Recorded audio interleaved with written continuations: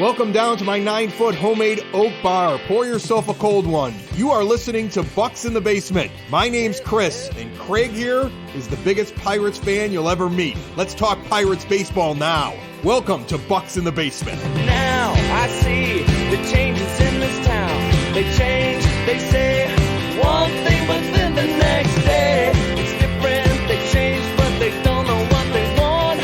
All they do is change. Going left, going right, travel day, travel night. That's where we'll go. No excuses, no goodbyes, no one cries, no one lies. We'll never know.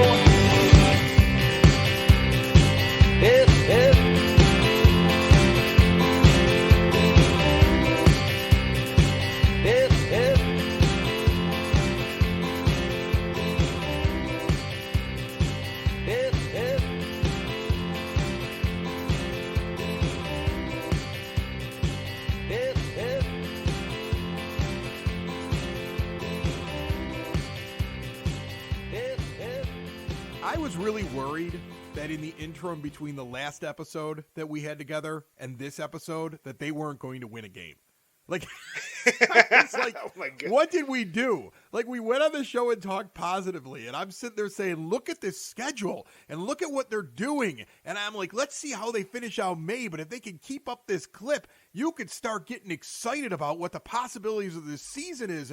And like, you know, I don't expect them to go out and win the World Series or even win the division, but man, this is going to be like a blast. And then they lose like 7 straight. So thank goodness they finally won a game before we sat down and recorded, because I was really worried that like Pirates fans were going to come after us with pitchforks and torches. Yeah, I mean, I was thinking people like in the middle of the week were probably listening to it after, you know, they got swept by the Rays, and I went to the Jays game on Friday night, and they don't even score a run, and just basically look like an overmatched team. So anybody that's listening to, you know, that podcast from last week is probably like, what in the world are these guys talking about? But I think it still holds true, a lot of what we said. Well, here's the thing. What did I say, though? I said the Rays series was going to be really difficult, and the Blue Jays series was going to be really difficult. And that if they came out of that with only 2 wins, they should be happy. Like, I figured they would lose both series. I didn't expect them to get swept out of both series.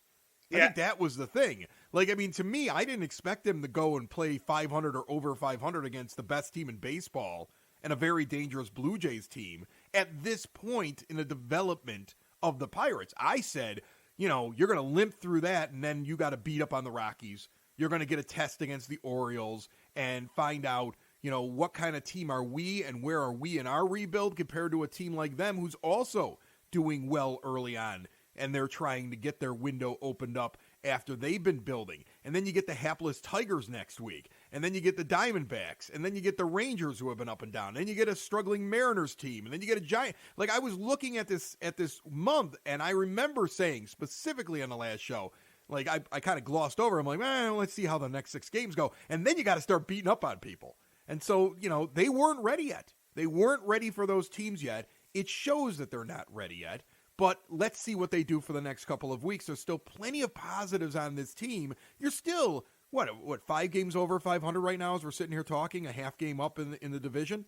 You're gonna play fun baseball, and if you could continue to be 5 games up or somewhere around that, you know, plus or minus 2 from where you're at right now, when you get to Memorial Day weekend, I would predict you're going to have a fun summer out there. Yeah, and there is a good stuff to pull from all of that. I mean, we'll get to Mitch Keller's start last night, but even had a very strong start, you know, down against the Rays. He was going toe-to-toe with Shane McClanahan, some defensive struggles. So there was a bunch of stuff that kind of, the wheels started falling off. It was, you know, bad defense. You know, the hitting, you know, kind of went like very cold for a lot of the players at the same period of time. But we're also seeing, you know, that they're making adjustments a lot quicker than they would have in previous years. Mark Mathias actually wasn't hitting that poorly, but, you know, wasn't showing the range at defense. So there, you know what, we'll give Chris Owings a shot. He's been playing pretty well down in AAA, played better shortstop than, you know, a lot of the other players in spring training. Let's bring him up. You know, Chase DeYoung, who had some favorable numbers last year, but if you looked at, the advanced metrics, it looked like he was maybe going to slide back. They put him on his rehab start. He came up, he had, two pretty bad starts, and they're like, dude, sorry, he's getting DFA'd. So we're seeing, more movement up and down. Josh Palacios hitting well is brought up now. They have, I think, 14 position players and 12 pitchers. They do have a couple off days here and there, but they could also move a pitcher up and move a Miguel Andujar down, who, had a fire lit under him when he first came up, but hasn't been doing really anything for the past week. They could put him down. So there's a lot of things that I'm looking at here. Untimely injuries with Vince Velasquez, who had been pitching well. 3 horrible starts in a row for Johan Oviedo, who's a young player who has had his ups and downs. And I think a lot of times people were looking at, our rotation this year, and we're saying, oh, Mitch is going to be better. And we're hoping that, Ronzi, he should take that step forward. Well, Ronzi's been struggling, these last couple of times out because he's a young pitcher. But like you said, we're hovering and we're above 500 at this point in time. You get off to that hot start, you get a little bit of cushion. The league punches back, and you got to see how you kind of measure up as you go on. It's like, okay, the next time we play a team like that, we need to be a little bit more prepared than we were against the Rays and the Blue Jays. But there's a lot of good stuff that came out of it, and you're learning stuff about players that, you may not have learned about. I mean, they're saying, Marcano, you're playing shortstop. Owings playing shortstop. I'm not sure if Castro can play shortstop right now because he's got 6 errors. So they're moving him over. They're making decisions to get, going in a winning direction. So stuff has been different. It was just, after you get that high, man, that last week, I thought people were going to start taking like the Roberto Clemente Bridge into the Allegheny. I mean, it was really tough to watch, but there's stuff that you can learn from losing as well.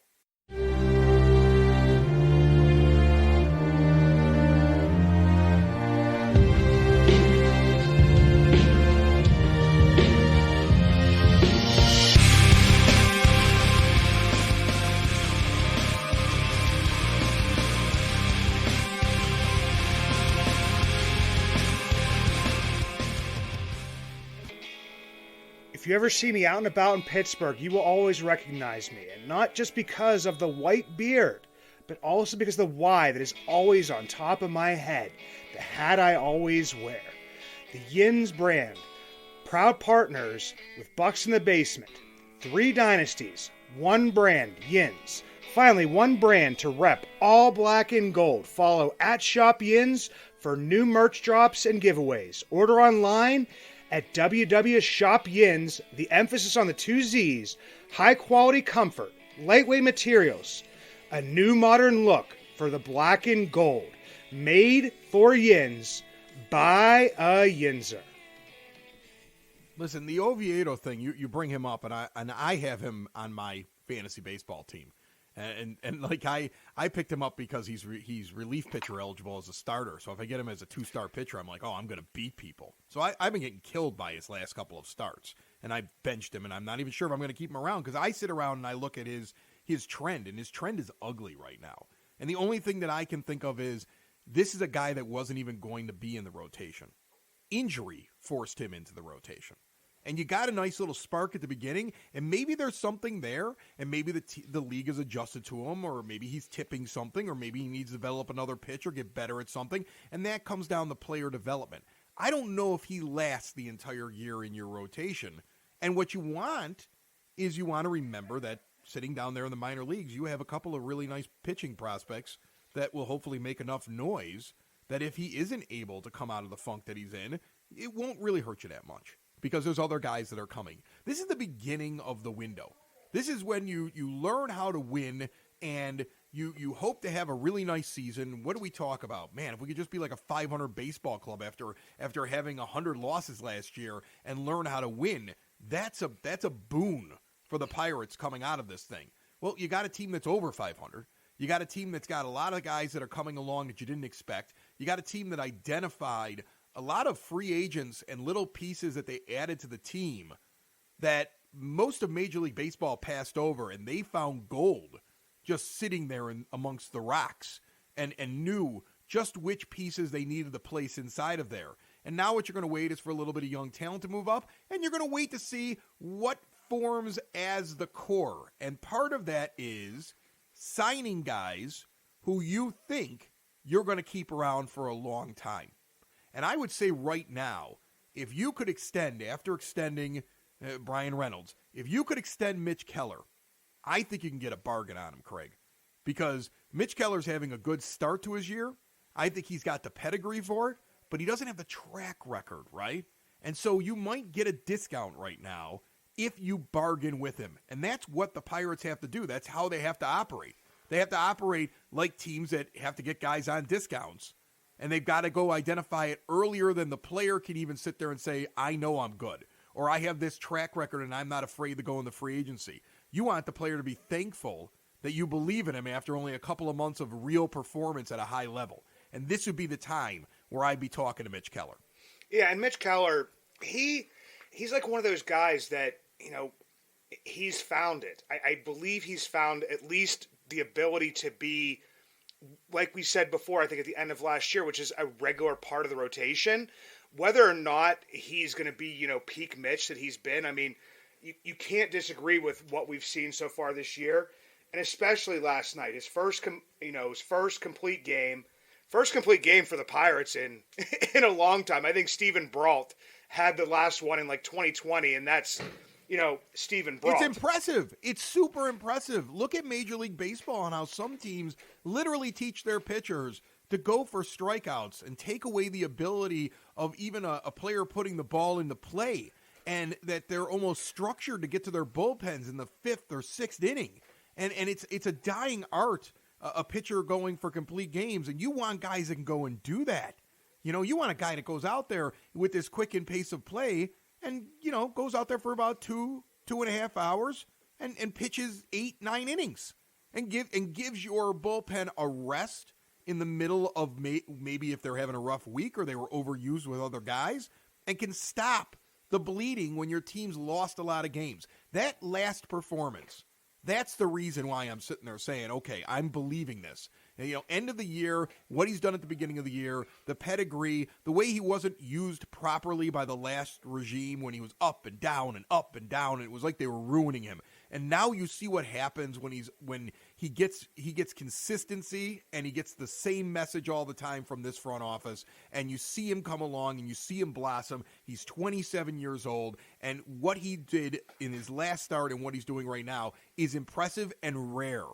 And right now, if you identify it and you say, you know what, we think this is closer to what he's going to be for the next couple of years than an anomaly, you go give him some money and you lock him up. Yeah, and the big thing is Chris Mack from 93.7 The Fan this morning, Mitch Keller came on there, the flagship station for the Pirates, who, as everybody knows, usually don't ask a lot of the smart questions and don't know a lot of who the prospects are and different stuff. I love your disdain. For the Fan. Yeah. I don't know if people ever pick it up, but every time he says it, there's like a little bite to what Craig has to say. Like, the Fan. But, they asked a good question. They asked Mitch Keller about the extension. We all knew that Mitch Keller back in spring had said that there were some, extension talks, but there was, another player that they were talking to wasn't really going to get in the way of that. But the conversations have continued. It's not something that there's been, any formal stuff exchanged back and forth yet. But it definitely seems like it's something that he's open to and that the team's open to. Right now, Mitch Keller in his first year arbitration got 1 year, $2.438 million. So say 1 year, $2.5 million. And so you're looking at that, and you have him for 2 more years of arbitration. So, Chris, I told you before the show here, I was looking through, the recent history of pitcher signings or pitcher extensions that happened, before a player reaches free agency. Because once a pitcher reaches free agency, I mean, you might as well add like $10 million to every single one of those years if a pitcher is performing well and if he has a track record of performing well. As of right now, Mitch Keller's track record isn't even a year long. He emerged from the bullpen back on May 31st of last year, and through this year, he has 30 starts, 170 innings pitched. He has an ERA of 3.07, and that whip that you love, Chris, is down below 1.3. It's a 1.26. Decent whip, decent ERA. FIP shows about a 3.5, so there's maybe a little bit of room for adjustment. Maybe he's getting a little bit lucky. Maybe he's pitching really well. I mean, he's been doing a lot of the right things, keeping players Where off are these base. numbers? Where do these numbers date back to? This dates back to when he came out of the bullpen because he got relegated to the bullpen for a couple games. So you're using stuff from last year, yes, right? And you're using this year, where this year is even more impressive, where his whip's at a 1.087, his FIP's at a 3.04, and his ERA's at a 2.72. yeah. I mean, his ERA plus is a 161. And if you don't understand what an ERA plus is, I always try to explain these things. It's adjusted to the batter's ballpark is essentially what it's doing. And if your ERA plus is, over 100 and continues to climb over that, and the higher it gets, that's a really good number. 161 is a good number. Yeah, and I said I was looking for a player who was fairly similar. I mean, it's not going to be exact. It's not an exact science. I mean, even arbitration is not an exact science. If you look back at it, what they can offer Mitch Keller next year would be something that is comparable to, players of his level, what they had received during the previous year. I'm trying to find like a really good pitcher from last year and what he got in his ARB years. I found here. Dylan Cease. He was masterful, right? Like one of the top guys going into the Cy Young. He's having a terrible year this year for the White Sox. 5.7 last year. I would imagine Mitch Keller, if he keeps this up, is about a $5 million deal next year. Yeah, 5 to 6. And that's what I had looked for. I looked for a guy that got an extension and what he had got, in his second year of arbitration. And I found a pitcher. A lot of people might not be familiar with him. I knew Chris and I would be familiar with him just because of, fantasy baseball and what have you. And that was Pablo Lopez.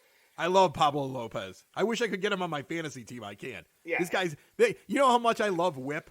Yeah. You know how much I love keeping guys off base? This guy's never had a season where he doesn't have an impressive whip. Like, he just never lets people on base. That's why he's so effective. That's why the Twins traded away a guy who won a batting title in Luis Arias to go get him for their rotation. And then they extended him immediately because the guy doesn't let people on base.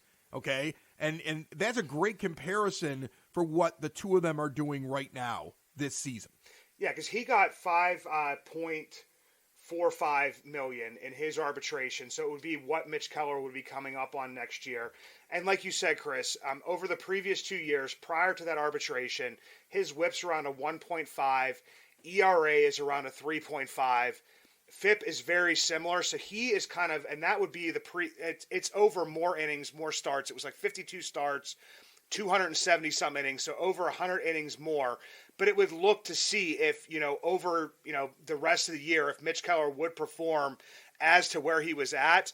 I mean, he would probably see himself in that, Pablo Lopez level. So what did Pablo Lopez get from the Twins? He got 4 years, $73.5 million, and that doesn't include this year. The contract starts next year, so they're buying out 1 year of arbitration, and then they're doing 3 years of free agency at $21.5 million apiece. Now, here's the thing. I don't think Mitch Keller's getting that, and I think that's why you start talking to Mitch Keller now. Pablo Lopez, I'm going to read off just a couple of different stats over the years. Since he was 22 years old and he broke into the league, here's his whip. You know how much I love this. I always say that if you're below 1.30, you're extremely effective. And then if you're in the teens or below below 1.1, you're really, really good. He is listen to it every year from 2018. 1.26, 1.24, 1.18, 1.20, 1.16, 1.093 this year. When you talk about his FIP, his fielding independent pitching, and how it dips so quickly from his opening. 4.49, 4.28, 3.09, 3.29, 3.71, 3.02. That is solid. He's at an ERA plus over 123 of the last 4 years. And that's a guy who's shown consistency. Mitch Keller hasn't shown that yet. Do you understand? Yeah. So he earned that money because he's less of a risk. You can get Mitch Keller. You should be able to get Mitch Keller for less than a Pablo Lopez in the hopes that he turns into a Pablo Lopez, because of what we've seen recently, when you draw what's happened since he's walked out of the bullpen and then look at what he has this year, you have a smaller sample size, but you see the trend and you can look at it and say, we may have a guy very similar to that early. And he doesn't have the track record, so we should be able to get him cheaper. And that's how teams that have to operate with Bob Nutting's budget have to identify talent and make that move quicker. It's a little bit of a roll of the dice, but that's where pro scouting and how you run your front office matter. And that's what it's going to come down to if they're going to go from team that went into a rebuild, open up a window, and then are they truly contenders with the big boys later on down the line? You got to be able to get Mitch Keller at a good deal. Yeah, because Mitch Keller, I mean, it's like one of those things where, we're not going to go out and we're not going to be in the free agent market for pitchers where guys, going for $30 million plus a year. But if we do develop a guy, and for Mitch Keller, it took a little bit longer than, we had hoped, but it's not like he's a unicorn and he's, the first pitcher that, finally figured things out at 27 years old. I mean, that happens a decent amount of the time. But if you say, we only have him for 2 more years after this, and then we have to hope that, a couple more of our pitchers come along and become a Mitch Keller, I mean, you that's a risk. And that's where, like, in locking him up, like, that's the risk that I want to try to avoid. And like you said, hopefully, and Mitch seems extremely happy here. I know that's what people will say, well, that money makes people happy. Well, Mitch feels comfortable here. Mitch kind of found himself here, gives a lot of credit to, Oscar Marine and the pitching staff, and just seems like he is becoming kind of like a little bit of like a mini leader, like within the clubhouse, and a guy that's always out there cheering for his teammates, different stuff like that. So you got a guy who's happy. You got a guy who's kind of found himself. He's found himself in your city. He's found himself for your baseball team. And you got to hope that you can work something out. And it's not going to be, it's not going to be like the Brian Reynolds. Like, it's not going to be like an 8-year extension because, pitchers hates it's the arms, different stuff. Like it could go. Oh, personally, I'm seriously 3 to 4 years unless I'm so sure about the guy, right? Like I'd have to be super sure about somebody to go more than 3 or 4 years. I mean, there are certain pitchers that you sit there and say, this guy is just an absolute stud, and if I had deep pockets, but I don't think that they can operate that way. I don't think the Pirates will ever operate that way as long as Bob Nutting is the owner and has the purse strings. But when you look at your rotation right now, I mean, look at the current rotation. Is there anybody else in that rotation that you sit there and say, that's a developed pitcher that I believe is somebody who should be within my rotation so that I don't have to worry about it for the next few years? And you're not going to be able to go out and sign 2 or 3 starters every year. And Rich Hill's at the end of his career. Oviedo has not proven anything to me yet that he is a long-term starter in your rotation, and neither is Contreras, to be honest with you. Like right now, at best, he's a 5th starter on a contending team with his metrics. Now, he has the potential to be better, but the only guy that I'm sure that I want to make sure that I hold on to is Mitch Keller. And then I've got 4 other spots I've got to fill, Craig. One of them is probably Contreras or Oviedo, if I want to be a realist. And then I've got 3 other spots that I've got to fill with whatever's coming up through the minor leagues and free agency. And that's why Mitch Keller's important. Because if you believe that he's a guy who can be a front-end starter, and I mean sitting there in the 1 or 2, and worst case, he's a 3. Worst case, he's a 3. You sign him. Because you need 3 good ones when you're in the postseason. You need 3 guys you can hand the ball to and look at the box score, the lineup before the game, and say, we can win this game. If he's taking game 1, if he's taking game 2, or if he's taking game 3 of any series. You need 3 of them. And right now, he's the only guy on this roster with the potential to be one of those guys in game 1, 2, or 3 of a postseason when the Pirates eventually get there. And that's why you sit there with the budget that you know that Bob Nutting has imposed, and you say, well, then we got to go out and get him. You got to get him at a reasonable price because you don't want to, cut your legs off and not be able to do other things in the future because your payroll's higher than what your owner will allow. But this is the time to go out and get him. That's why I like that idea. Yeah, I mean, you kind of have to, Chris, because a lot of it is just a lot of question marks. I mean, Roansy Contreras, he's a guy that has shown flashes, and you would hope he would be able to develop the consistency. Same with Johan Oviedo. I mean, even Luis Ortiz, who, by the time that this reaches people, he'll have made his debut for 2023. But he's a guy that, was asked to develop a third pitch because, he has a 100-mile-per-hour fastball and a wipeout slider. But they were asking him to develop that changeup, which they believe he's worked it out enough that he can come up now. But even him is a question mark because he's shown, struggles at times, even this year in the minor leagues. And then you even see like a Quinn Priester, and we always say, super young, had his first really good outing this past week. He went like 6 innings, didn't give up any runs, had a decent amount of strikeouts, wasn't putting a lot of guys on base.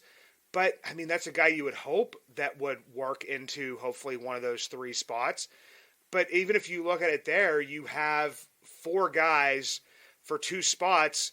There's times where only one of those guys, kind of works his way into that spot. So then you're looking even further down the system. If you get half of those guys, then, you're in good shape. But that's where, like, if you lose Mitch Keller after his 2 years and he walks, then you maybe have 1 to 2 guys out of that 4. And like you said, you're still looking for 3 or 4 guys. And at that point in time, you're just not in a good place. You're just not in a good situation. And not everybody, everybody's looking for, who's going to be the ace, who's going to be that one. Well, Mitch Keller is probably he's the best pitcher on your staff right now. I'm not going to call anybody an ace just yet, but you said it the best, Chris, is he fits into, at worst, your 3. So you have one of your top 3. That's all you have right now. You need 3. Every team that competes has 3 guys that they're paying a lot of money. In reality, that's true, unless they find somebody who just comes along at the perfect time. Generally, when you look at postseason teams that have a legitimate chance, not somebody who gets into the postseason and you're looking at it going, well, they're going down in 4 games. A team with a legitimate chance has 3 guys that they're paying good money because they're good pitchers in the 1, 2, and 3 spot. And you don't have, right now, you have one guy that I could sit there and say, the way that he's pitching now, and since he in that back half of last year, that guy could be at least in the 1, 2, or 3 spot of my future playoff team. So I think and I think the Pirates have to be thinking that. That's why, as Keller said on the radio, that we're talking about it. He's not going to say anything else. He's not going to get into detail on it. That's negotiation. He's not going to give it away. But they're talking. I think it makes sense for them to talk. If I were the Pirates, I'd be talking to him too, and it would probably be at the top of my list. But right now, of all the players, that'd be on the top of my list right now. But what do we do with his de facto personal catcher at this point in time? Because that's a problem. And here's the problem. Here's the problem. When you bring in Hedges, what is your goal? Your goal is to take a guy like Mitch Keller and get him to unlock the potential and to see what he can be. And that's great. But at some point, Mitch Keller's got to have enough confidence it doesn't matter who the catcher is, right? At some point, he's got to develop to the point where it doesn't matter who's sitting behind the plate, because personal catchers will kill a team. You never want. Let's fast forward to the postseason. Let's say that when the Pirates eventually make it into a postseason, and you've got a guy who's one of your best pitchers going out there on the mound, and you've got to insert a guy into the lineup in a big game that hits 150 because that's his favorite guy to catch the ball and throw it back to him. Please. Personal catchers are a bad idea. They harm teams. They make it harder for teams to win. And the amount of times that I've watched a postseason series in Major League Baseball where they're talking about how this guy's the personal catcher, but those teams get themselves erased as they get deeper and they go up against that top-tier competition, because you can't have a hole in your lineup just because the pitcher prefers to throw the ball to him. So, here's the thing. I get why fans are annoyed, because they're like, wait, hold on a second, we're good. Well, I don't think the plan was to be this good, right? I don't think anybody in the Pirates front office was like, we're going to jump out to this huge start. We're going to get way up. We're going to be like 10 games over 500 or so. Before that 7-game losing streak, they were up there. They're over 10 games over 500. And they didn't expect that. And so now comes the yin and the yang of, well, we still want to make sure that the right guy who's receiving is there to develop our pitcher. But at some point, we need to see whether or not the guy who can hit better will still be able to get the same results out of our pitcher. And if he can, then maybe we don't have Hedges on the team very much anymore. You know, I don't think he survives the year. I think that they're just trying to figure out, like, okay, well, what is this, right? Like, I mean, it's definitely a detriment to have a guy who comes up who's going to get a hit 1 out of every 10 times. That's not a good thing. No, and it's not like people, the biggest argument is what did you expect? Well, I mean, nobody thought that Hedges was going to be like this great hitter, but when he hits, he's hitting like below 150 and doesn't have any of that pop, and people were like, well, we were hoping he would like poke out like 8 or 9 home runs, and I'm like, you mean like the 8 or 9 home runs that he poked out like, I don't know, like 2 years ago? He's got a 188 batting average over 9 seasons. Like, he's not a hitter. Yeah, and he wasn't. The last time that Austin Hedges hit over the Mendoza line, which is 200 for those of you who have never heard that term before, was in 2018 for the Padres. Over 326 plate appearances, he hit 231. His batting averages after that, which is, it's incredible too. 2019, he hits 176. In the shortened season, he could only muster 145 between 2 different teams. One of which he hit 0.83 for when he was with Cleveland. He hits 178, 163 in the next 2 years. He's hit 151 now. This is what he is. Yeah. This is what he is. He's got a career 574 OPS. That isn't his slugging. That's his OPS. His OPS plus average is 57. He's been in the negative before in his career. I didn't even know you could do that. Because 100's average. You can have a negative OPS. That's how bad of a hitter he is. That's what he is. Okay? So he made sense for a team that was looking at development of pitchers and was waiting for its star catchers to get here. But he's not the catcher of the future. And you're just waiting for him to be moved out of the way. Delay is having a very nice start to his season, and he's putting pressure on him, and I'm kind of rooting for him to get more playing time. Yeah, and we've seen, from Delay, I looked at Delay's advanced metrics. He's actually has 2 defensive runs saved to Austin Hedges' 1 defensive run save.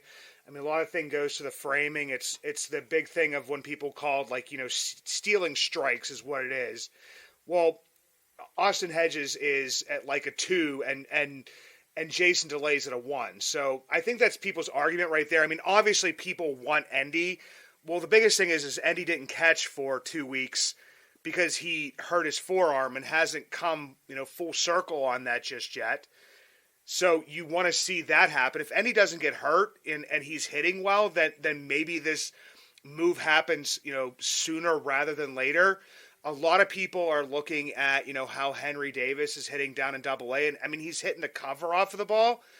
The biggest thing to me is that, there really wasn't, the question or the problem wasn't with Henry Davis's hitting, it's with his catching ability. So until, to me, that develops, I'm not even looking towards Henry Davis.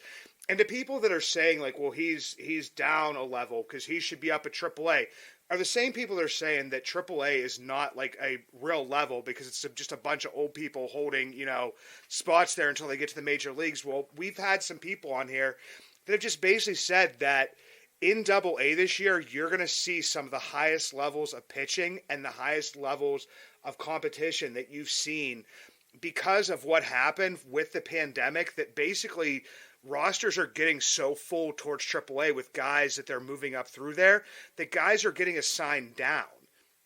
So I don't think he's seeing a lesser level of competition.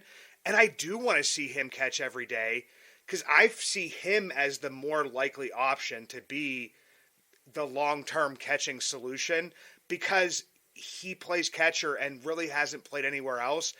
Endy himself only has, I think it's a couple hundred innings in the outfield in the minors, a couple hundred innings at second base, and like 100 innings at first base, but he is at least shown the athleticism to be out there.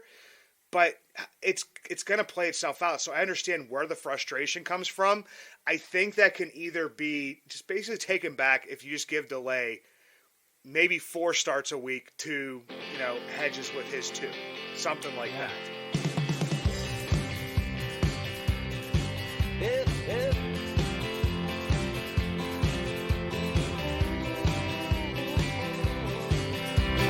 Now I see the changes in this town. They change, they say